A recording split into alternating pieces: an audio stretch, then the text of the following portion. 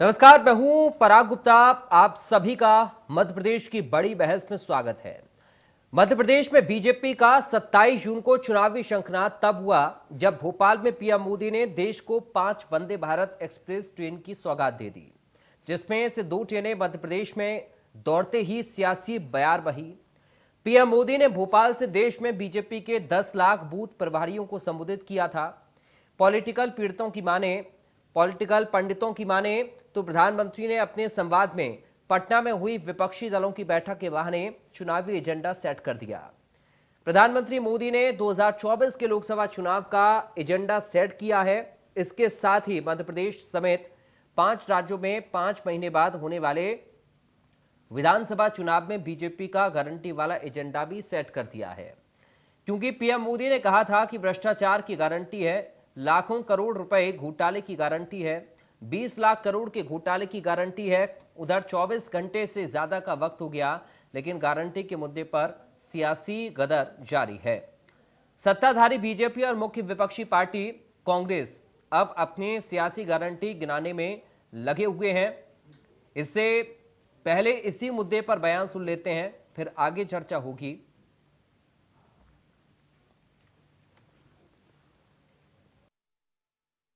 ये विपक्षी सब जो है वो किस चीज की गारंटी है? ये सारे लोग, ये दल गारंटी है भ्रष्टाचार की। ये गारंटी है लाखों करोड़ रुपयों के घोटालों की। कुछ दिन पहले इनकी एक फोटो ऑप कार्यक्रम हुआ था, मिलकर के फोटो निकालने का एक कार्यक्रम हुआ था। इस बैठक में शामिल दलों के इतिहास को देखेंगे तो पता चलेगा कि वो सब मिलकर के, जितने भी लोग वो फोटो में दिखते हैं ना, एक एक को जरा देख लीजिए, उन सबका मिलकर के टोटल लगाएंगे तो ये सारे मिलकर के कम से कम 20 लाख करोड़ के घोटाले की गारंटी है। कांग्रेस केवल झूठ की गारंटी देती है। गरीबी हटाओ कब कहा था कांग्रेस ने? इंदिरा जी ने 1971 में नारा दिया था, गरीबी हटाओ। गरीबी हटी? केवल झूठ बोलना और सरेआम झूठ बोलना। गारंटी केवल झूठ बोलने की है, इनकी गारंटी सच है। केवल भ्रष्टाचार की गारंटी है, महिलाओं के अपमान की गारंटी है, नौजवानों को ठगने की गारंटी है, किसानों को छलने की गारंटी है, धोखा देने की गारंटी है। और ऐसे गारंटी देने वाले जनता के नजरों से उतर चुके हैं। प्रधानमंत्री जी ने स्पष्ट कह दिया कि जो भी भ्रष्ट होगा उस पर कार्रवाई होगी, इस बात की गारंटी। जो भी इस तरह के लोग होंगे उसकी गारंटी उन्होंने दी है। इनकी गारंटियां कैसी हैं? कर्जा माफ की गारंटी राहुल गांधी दे गए थे ना, यहाँ पे एक किसान को ले आए। मैं तो आप सबसे प्रार्थना करता हूं कि वो नहीं लाएं तो आप कोई एक लाएं जो 2 लाख जिसे 10 दिन में मिल गए। कोई एक नौजवान ले आए जिसको 4,000 का बेरोजगारी भत्ता मिला हो। कोई एक बेटी 15 महीने में 51,000 पाई हो तो उसको ले आए।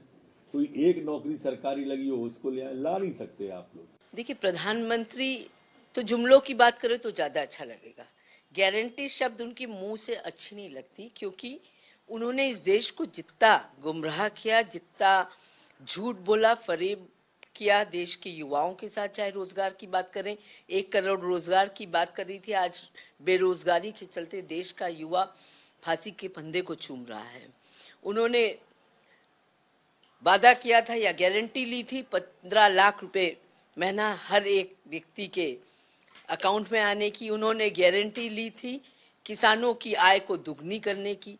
तो गारंटी शब्द उनके मुंह से अच्छा नहीं लगता। और भारतीय जनता पार्टी 18 साल में न जाने कितनी गारंटियां ली इनने। रोज शिवराज सिंह चौहान तरह तरह के वादे करते हैं, गारंटियां लेते हैं। क्या हो रहा है? आज मध्य प्रदेश काय के लिए जाना जाता है? किसान आत्महत्या के लिए। आज मध्य प्रदेश जाना जाता है बेरोजगारी के लिए, गरीबी के लिए, महिला अत्याचार के लिए। तो ये गारंटियां हैं भारतीय जनता पार्टी की जो मध्य प्रदेश में दी है। तो चलिए, दो खास मेहमान इस वक्त हमारे साथ जुड़ गए हैं, सीधा आपका परिचय करा दें। बीजेपी से प्रवक्ता मिलन भार्गव हैं। मिलन जी, आपका स्वागत है। साथ ही कांग्रेस पार्टी से प्रवक्ता हमारे साथ मिथुन अहिरवार हैं। मिथुन अहिरवार साहब, आपका स्वागत है। मिलन जी, शुरुआत में आपके साथ ही कर रहा हूं। अभी आपके विरोधी प्रवक्ताओं को मैं सुन रहा था, वो कह रहे हैं कि पुरानी बातों को तो पूरा करिए कम से कम, बाकी बात की बात करिए। बात की बात जो आप कर रहे हैं, पुरानी बातों का क्या हुआ?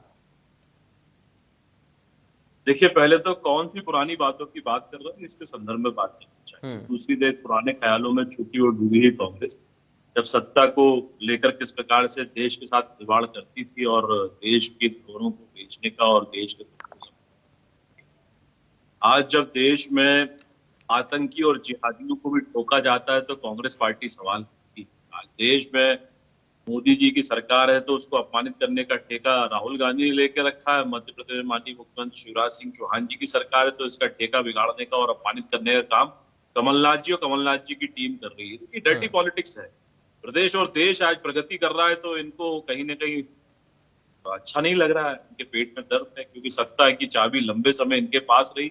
आज जनता जब विश्वास के साथ 4-4 बार मुख्यमंत्री माननीय शिवराज सिंह चौहान को बनाती है, 2 बार इस देश के प्रधानमंत्री जो गरीबी के थपेड़े से पैदा हुआ, गरीबी को जिसने भोगा और देखा, निचले स्तर से राजनीतिक परिश्रम की पराकाष्ठा करके आज देश का प्रधानमंत्री बना और देश का मान आज वैश्विक स्तर पर बढ़ा रहा है, तो दर्द किसको हो रहा है? देखिए, राजनीति अपनी जगह है, मतभेद हो सकते हैं, हमारे अपनी और राजनीति है, मतभेद है, लेकिन जब देश की बात आती है तो इसमें एकता के साथ खड़े दिखाई देना चाहिए, लेकिन आज नहीं दिखाई दे। दुर्भाग्य है, आज देश के दुश्मनों की भाषा बोलकर कांग्रेस पार्टी अपने चरित्र पर सवाल खड़े करती है। कांग्रेस अस्तित्व की लड़ाई लड़ रही है। आज वो नीतीश कुमार की कंधा ढूंढ रही है तो कहीं ममता बनर्जी का पल्लू ढूंढ रही है। तो राजनीति किस स्तर पर आ गई है कि सत्ता हो, जिनको कूटे ना सुहाते थे, एक दूसरे भ्रष्टाचारी एक दूसरे पर देखकर घुर्राते थे, आज वो सब एक हैं क्योंकि मोदी जी से लड़ाई लड़नी है। क्योंकि भ्रष्टाचारी आज जेल जा रहे हैं, बड़े बड़े जेल होकर आए हैं, तो आज जेल से रिहा होने के बाद सब एक होकर बात कर रहे हैं कि भैया अगला नंबर तुम्हारा है, तो यदि हम एक हो जाए तो हरा देंगे। हरा लीजिए साहब, जनता का विश्वास हम जीते हुए हैं।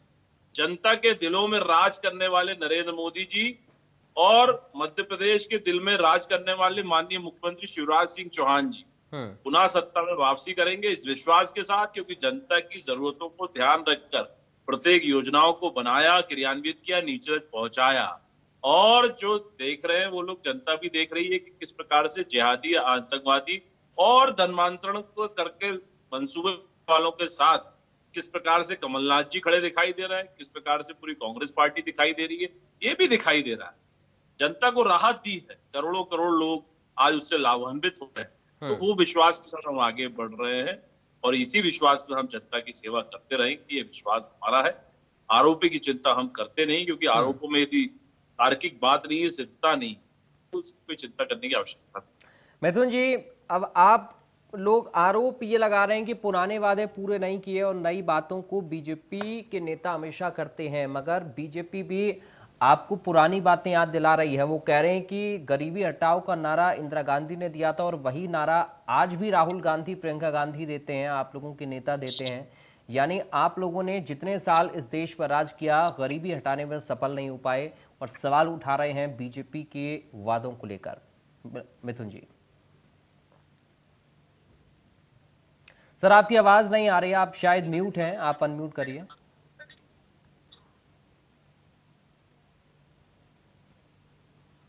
नहीं मिथुन जी, आपकी आवाज नहीं आ रही है।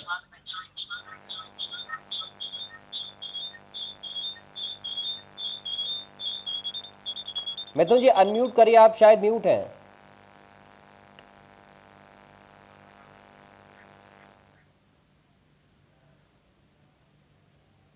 मिथुन जी, आप सुन पा रहे हैं मुझे? नहीं, चलिए, लगता है आवाज नहीं जा रही है। एक बार करेक्शन को हम पहले ठीक करते हैं, उसके बाद मिथुन जी मैं आपके पास आ रहा हूं। मिलन जी, एक बार फिर से आप ही के पास आते हुए, अब देखिए विधानसभा के चुनाव भी इस साल के अंत में होने हैं और उसके बाद 2024 तो है ही। प्लानिंग रणनीति विधानसभा चुनाव को लेकर खास तौर पर मध्य प्रदेश के लिहाज से अगर हम देखें तो किस तरीके से आप लोगों की चल रही है? क्या प्लानिंग इस बार, चूंकि कांग्रेस पार्टी तो यही कह रही है कि पिछली बार भी आपको जनता ने मौका नहीं दिया, आपने धोखे से सरकार बनाई। हालांकि एक प्रक्रिया के तहत सारी चीजें होती हैं, सभी जानते हैं, लेकिन फिर भी चुनाव में किस तरह तैयारी आप लोगों की इस बार रहने वाली है? देखिए, सीधा साफ है, स्पष्ट स्पष्ट नीति के तहत हम चुनाव में जाएंगे। देखिए, जिस प्रकार से जनता को भ्रमित करके कमलनाथ जी ने 2018 में सत्ता किया है, उसके बाद सत्ता गिरी, इनके लोगों ने इन पर आरोप लगाया। इनके ही मंत्री उमंग सिंगार थे जिन्होंने कहा था कि किस प्रकार से कमलनाथ जी के नेतृत्व में खनन का अवैध उत्खनन चल रहा है, अवैध शराब का व्यापार चल रहा है, किस प्रकार से दिग्विजय सिंह पे तमाम तरह के आरोप लगाते हुए उमंग सिंगार ने ही खुलासे किए थे। उसके बाद किस प्रकार से सरकार गिरी, इनको लोगों ने ही बताया कि किस प्रकार घोटालेबाजों की सरकार चल रही है, हम जनहित में काम नहीं कर पा रहे, सरकार गिरी, उपचुनाव हुए, उपचुनाव में बहुमत भारतीय जनता पार्टी को मिला और भारतीय जनता पार्टी ने सेवा का अवसर फिर लिया। जी। और इसी प्रकार से 3.5 वर्षों में जो जनहित की योजनाएं थी, जो मध्य प्रदेश की जनता के जनहित में थी, उनके उत्थान के लिए थी, उनकी गरीबी को दूर करने के लिए, हाँ। उनकी आवश्यकताओं को पूर्ति करने के लिए थी, उनके सपनों को पूरा करने और साकार करने वाली थी। उन योजनाओं को फिर से लागू किया, क्योंकि कमलनाथ जी आते हैं और कमलनाथ जी ने तमाम तरह की योजनाओं को ताला लगा दिया। उनको नहीं देखा जा रहा था कि गरीबी 5 रुपए की थाली गरीब खा सके, तो उसको भी बंद कर दिया था। बच्चा पढ़ सके तो उसका लैपटॉप भी बंद कर दिया, जो शिवराज सरकार देती थी। आखिर मतलब उन बच्चों ने क्या बिगाड़ा था जिनको लैपटॉप आपने बंद कर दिए? उन बच्चों की साइकिलें तक छीन ली, क्योंकि ये सारा पैसा जोड़कर वो आईफा अवार्ड करना चाहते थे। उन्होंने जैकलीन को बुला भी लिया था। मध्य प्रदेश में बॉलीवुड स्टारों को लाकर नचवाना चाहते थे, गवाना चाहते थे, लेकिन तमाम तरह के विरोध के बाद उनकी सरकार भी गई, वो कार्यक्रम भी कैंसिल हुआ। लेकिन आज आप देख लीजिए, 15 माह की कमलनाथ सरकार में 15 योजनाएं गिनाने क्यों नहीं है कि किस प्रकार से जनता के राहत और जनता के उत्थान के लिए काम किया। आज जब भ्रष्टाचार की बात होती है तो अव्वल आती है कांग्रेस के नेता, तो इनको दर्द होता है, तो ये दर्द में क्या करते हैं, भैया ये मध्य प्रदेश की स्थिति खराब है, मध्य प्रदेश को अपमानित करेंगे। विदेशों में जब कार्रवाई हो रही है तो देश को अपमानित करने का काम करेंगे। ये तार्किक बात नहीं है। विपक्ष के तौर पे यदि देखा जाए तो विपक्ष में आप सदन में क्या बात रख रहे हैं? सदन में आप बात रखते नहीं। कमलनाथ जी ने एक सिंगल सवाल नहीं किया 3.5 वर्ष। विपक्ष के ऐसे नेता, इतने अकर्मण्य नेता, इतने नकारा और निराश नेता कि वो एक सवाल नहीं कर पा रहे विपक्ष की नौर पर। मतलब क्या विपक्ष की राजनीति कर रहे हो?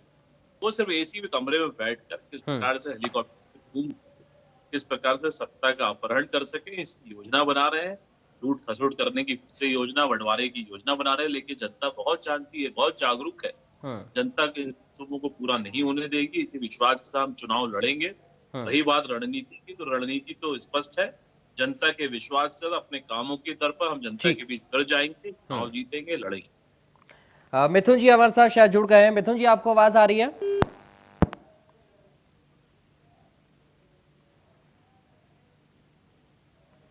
चलिए, लगता है अभी संपर्क नहीं हो पा रहा है मिथुन जी के साथ हमारा। लेकिन मिलन जी, एक बार फिर से आपके पास मैं आ रहा हूं। लेकिन सवाल ये है कि जो तमाम दलों की बैठक हुई है और आने वाले वक्त में एक और बैठक भी होनी है, उसमें सारी चीज़ें तय भी होंगी कि आखिर कौन कैसे कहाँ चुनाव लड़ेगा, ये क्या कुछ रणनीति आपसी तालमेल से बैठती है। लेकिन विपक्ष जब एकजुट होगा और विपक्ष इस समीकरण को बनाने की कोशिश कर रहा है कि बीजेपी को मात दे पाए, अलग अलग राज्यों में अलग अलग पार्टी के गठजोड़ से जो समीकरण बनेंगे, उससे क्या आपको चिंता नहीं होती है कि बीजेपी को कहीं ना कहीं दिक्कत हो सकती है? दिक्कत उस बात पर होगी जब यदि कोई सच्चाई उसमें दिखित हो। देखिए, जब भ्रष्टाचारी एकजुट होकर एक सच्चे सिपाही से लड़ाई लड़ने की योजना बना रहे हैं, तो इसमें कतई डरने और डराने की बात नहीं। देखिए, वो योजना बना फिर बैठे थे, अब अगली बार बैठेंगे तो लूट की योजना बनेगी, किस प्रकार किसका कितनी लूट आएगी, किसको कितना लूट रहा है। यदि योजना बनेगी तो भैया स्पष्ट करिए ना। अभी चुनाव तो बहुत दूर है। अभी देखिए कितने कितने साथी रहते हैं। अरविंद केजरीवाल भी गए थे, जो एक दूसरे को देखकर गुर्राते हैं। इनके अजय माकन ने उनका विरोध कर दिया, इनके ही नेता विरोध कर रहे हैं, तो अरविंद केजरीवाल बैठक में गए, उसके बाद चले गए। अभी देखिए कौन कौन साथ रहता है। नीतीश कुमार साथ रहते हैं कि प्रधानमंत्री बनने के सपने राहुल गांधी भी देख रहे हैं, जो लोकसभा तक की सदस्यता गंवा चुके हैं। नीतीश कुमार भी प्रधानमंत्री सपने देख रहे हैं, ममता बनर्जी भी देख रही है। तो ऐसे तमाम नेता जो अपने अस्तित्व की लड़ाई लड़ रहे हैं, वो एकजुट होकर किन सिद्धांतों पर लड़ रहे हैं, किन मौलिक मूल्यों पर लड़ रहे हैं। आज जब देश में एक देश एक कानून की बात होती है तो तमाम तरह के नेता इनके विरोध कर रहे हैं। मतलब एक देश में अनेक कानून चलेंगे, एक से अधिक कानून चलेंगे। मतलब एक परिवार में 2 नियम 2 कानून, तो ये तमाम तरह के बोल रहा है मसले आवाज नहीं आ रही है। हमारे भाई मिथुन भाई जुड़ गए, उनकी चलिए, बातें सुन मिथुन जी लीजिए, भी हम जुड़ गए चाहते हैं हमारे विपक्ष को साथ। मौका ना मिले, बिल्कुल मौका मिथुन जी मिले। को लगता है आवाज चली गई। मिथुन जी, आप सुन रहे हैं? मिथुन जी, आपको आवाज आ रही है मेरी?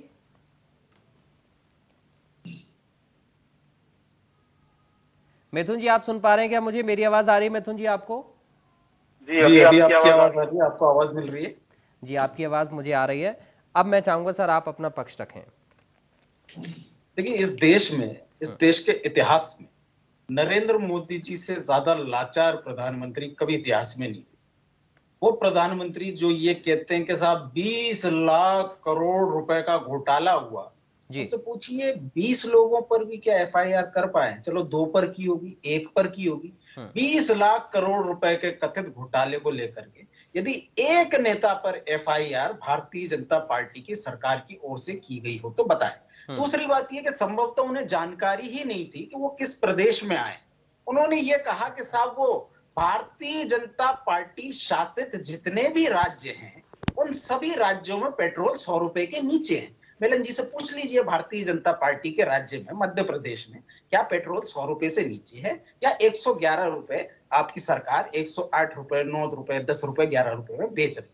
तीसरी बात मैं कहना चाहता हूं, जब वे मध्य प्रदेश की इस पावन धरती पर आए तो उनको ये जानकारी नहीं दी गई होगी कि व्यापम नामक जो घोटाला है जिसमें 50 से ज्यादा मौतें हो चुकी हैं वो भारतीय जनता पार्टी के शासनकाल में।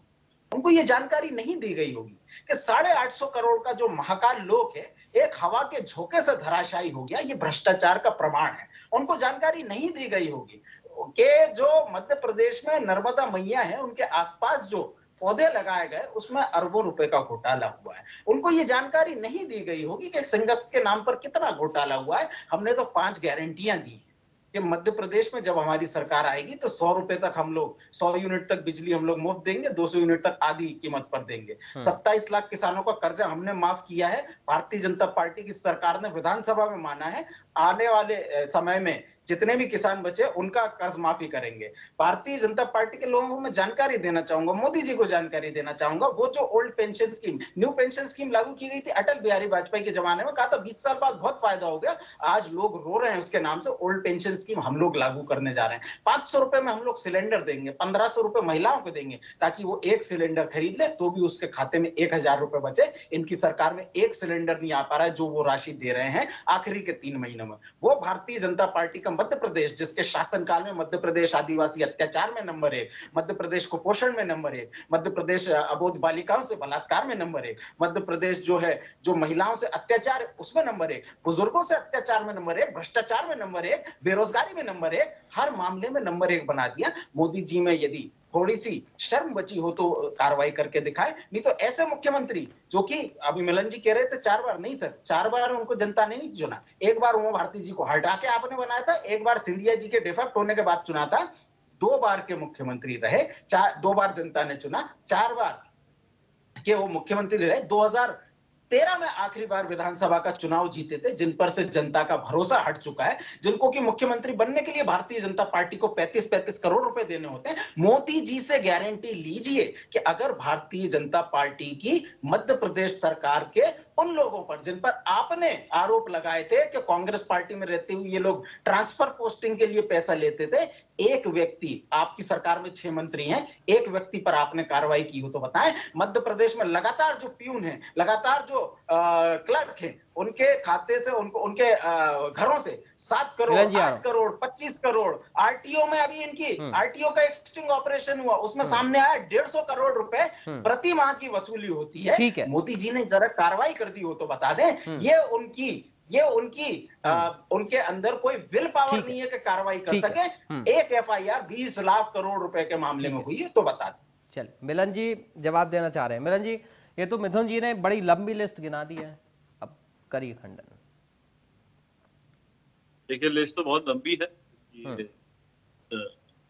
गेट की हुई लिस्ट पार्टी आज का गेट डिपार्टमेंट चल रहा है जो गेट करता है मध्य प्रदेश और देश को किस प्रकार से अपमानित करें और छवि खराब करते हैं कर रहे हैं बखूबी जाने। देखिए इसी तरह की स्क्रिप्ट लेके अभी पूरी कांग्रेस पार्टी ने मध्य प्रदेश में आंदोलन करने का प्रयास किया। आपको हैरत होगी कि कांग्रेस के प्रदेश अध्यक्ष कमलनाथ जी, पूर्व मुख्यमंत्री, किसी धरने में नहीं गए। मतलब जिस प्रकार से विधानसभा में वो सवाल नहीं उठा पाते हैं, जिस प्रकार से वो निराश हैं, हताश हैं, कमजोर हो चुके हैं, उसी तरह ये मुद्दा उठा के वो कांग्रेस के किसी धरने में शामिल नहीं हुए। मतलब कैसा विपक्ष है कि झूठे आरोप लेकर इस प्रकार से नेताओं को भेजा जा रहा है मध्य प्रदेश और देश को अपमानित करने के लिए। अभी मिथुन भाई कह रहे थे कि किसी भी नेता पे एफआईआर बताइए, तो भैया पी चिदम्बरम जेल होकर आए, जेल की हवा की रोटी खा के आए। सोनिया जी और राहुल जी 420 केस पे जमानत पर चल रहे हैं। ये तमाम नेता तो जमानत पर चल रहे हैं इनके। लालू प्रसाद यादव जो इनकी बैठक में थे, वे जेल की हवा खा के आए। तो जितने तरह के नेता हैं, बड़े बड़े दिग्गज, जिन ठीक है। पर कार्रवाई करने से रोका जाता था, आज वो ठीक सारे है। जेल की हलाकों से जा रहे हैं, एक एक करके जा रहे हैं, ठीक है। खुलासे हो रहे हैं। कमलनाथ जी के ही दोनों सहायक पकड़े गए थे, किस प्रकार से अहमद पटेल के यहाँ पैसे पकड़े थे, वो भी जमानत पर चल रहे हैं। ठीक कहीं ना कहीं ये देखिए चोरों का एक गिरोह है, ये तैयार हो रहा है। ठीक है। कोई और जेल की हवा खाने से डरने के कारण सब एक होकर ठीक है सर, भाई चलिए। जोड़ रहे हैं, लेकिन सच्चाई ठीक कहीं है। नहीं। ठीक है, मैं कमलनाथ जी एक आखिर एक है कहाँ? एक कमलनाथ चूंकि अब जी क्यों समय का सवाल नहीं मजा है, करते एक विधानसभा फाइनल में? कमेंट मिथुन जी से इसी पर ले लूं। मिथुन जी, अब बीजेपी वाले ये कह रहे हैं कि दरअसल एक बड़ी ताकत का सामना करने के लिए सभी पार्टियां इकट्ठा हो रही हैं, यानी कांग्रेस पार्टी को इस बात का डर है कि कहीं ना कहीं जो स्थानीय दल हैं उनके सहारे के बिना उतरते हैं तो उतनी कामयाबी नहीं मिल पाएगी। लेकिन उसके बाद भी क्यों मनमुटाव की खबरें सामने आ रही हैं, इस तरीके के आरोप आपके विरोधी आपके ऊपर लगा रहे हैं कि एकजुटता दिखाने की कोशिश तो की जा रही है लेकिन दरअसल अंदर से एकजुट नहीं है। ये दो चीजें हैं, इन पर दोनों पर जवाब और संक्षेप में चाहूंगा। देखिए, हम लोग तो पूरी तरीके से एकजुट है और इसी तरीके से एकजुट रह करके भारतीय जनता पार्टी को 2018 का चुनाव हरा भी चुके हैं। जी। लेकिन वो भारतीय जनता पार्टी जो कथित अनुशासन की बात करती है, वो तो ये बता दें इमरती देवी जी सिंधिया जी को मुख्यमंत्री क्यों बताती है। वो तो ये बता दें कि नारायण त्रिपाठी उनके ही क्षेत्र के भारतीय जनता पार्टी के सांसद को राक्षस क्यों कह रहे हैं। वो तो ये बता दें कि भारतीय जनता पार्टी के प्रदेश प्रभारी कोई मुरलीधर राव है, वो भारतीय जनता पार्टी के 4-5 बार के सांसद विधायकों को नालायक क्यों कहते हैं। जेपी नड्डा क्यों कहते हैं कि भारतीय जनता पार्टी का संगठन कमजोर है। पी मुरलीधर राव क्यों कहते हैं, तानंद शर्मा क्यों कहते हैं कि आईटी सेल आपका ठीक से काम नहीं कर रहा। तो आपकी ना सरकार ढंग से चल रही है, ना संगठन ठीक से चल रहा है। आपको पुनर्विचार करने की आवश्यकता है कि क्या वो जो जिम्मेदारी आपको जनता ने दी गई थी आप निभा पा रहे हैं। आप हर मोर्चे पर हर मायने पर फेल हो, डबल इंजन की दोनों सरकार आपकी पंचर हो चुकी। ठीक है सर, चलिए बहुत शुक्रिया आप दोनों का। मिलन जी आपका बहुत शुक्रिया, मिथुन जी आपका बहुत शुक्रिया आज की चर्चा का हिस्सा बनने के लिए। सबके अपनी अपनी तैयारी है। प्रधानमंत्री का जो चुनाव को लेकर भाषण रहा, जो बयान रहा, उस पर लगातार विपक्ष के नेता निशाना साध रहे हैं और पुरानी बातों को भी याद दिला रहे हैं। लेकिन जो एक गठजोड़ विपक्ष का तैयार हो रहा है उस पर बीजेपी भी चुटकी लेती हुई नजर आ रही है। लेकिन तैयारी किस तरह ग्राउंड पर नजर आती है, कितनी मजबूती राजनीतिक दलों में नजर आती है, विधानसभा में या फिर लोकसभा में, आने वाला वक्त तय करेगा। दीजिए इजाजत, नमस्कार।